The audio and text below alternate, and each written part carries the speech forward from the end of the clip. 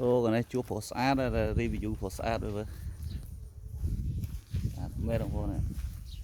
anh ấy không ai wow chưa luôn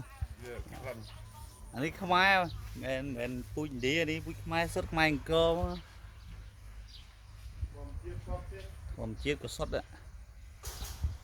chút nữa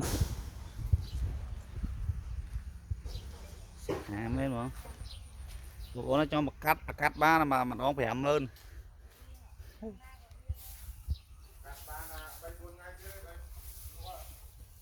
nó phải ẩm lên trong chiêu của ba này chiêu của lúa đây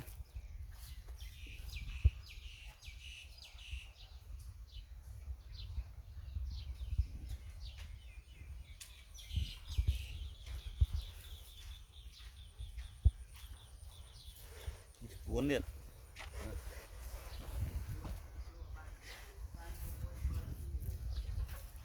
lúa mà ăn liền mà mua liền vậy kia